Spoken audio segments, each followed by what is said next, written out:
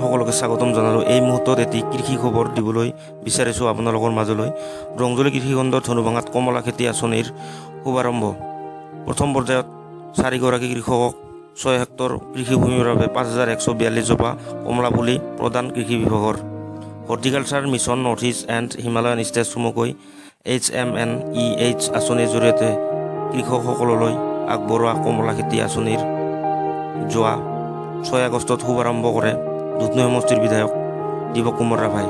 সীমান্তৱৰ্তী তথা ধনুভাঙাৰ শিলডুবি নোৱাপাৰাৰ কামাখ্যা পাহাৰত কৃষকসকলৰ বাবে প্ৰদান কৰা উন্নত জাতৰ কমলা পুলি ৰোপণ কৰি বিধায়কগৰাকীয়ে কৃষি বিভাগৰ এনে পদক্ষেপক শলাগ লোৱাৰ লগতে মহামাৰী কৰোণাৰ বাবে বহিৰাজ্যৰ পৰা কৰ্মসংস্থাপন এৰি উভতি অহা অঞ্চলসমূহৰ যুৱকসকলে এই আঁচনিৰ জৰিয়তে উপকৃত হ'ব বুলি প্ৰকাশ কৰে। দুধনৈ কৃষি উপসংমণ্ডলৰ অধীনত মুঠ 19 হেক্টৰ কৃষিভূমি কমলা খেতিৰ বাবে সাজু কৰি ৰখা হৈছে বুলি জিলা উদ্যান শস্য বিভাগৰ নোডেল বিষয়া আবু বক্কৰ ছিদ্দিকে প্ৰকাশ কৰিছে।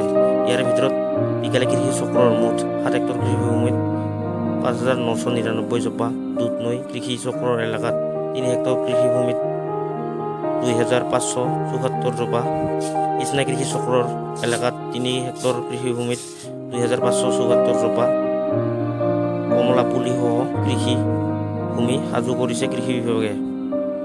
এই শুভাৰম্ভ কাৰ্যসূচীত ৰংজলী কৃষি উন্নয়ন বিষয়াৰ লগতে সহায়ক আৰু কেইবাগৰাকীও লোক উপস্থিত থাকে।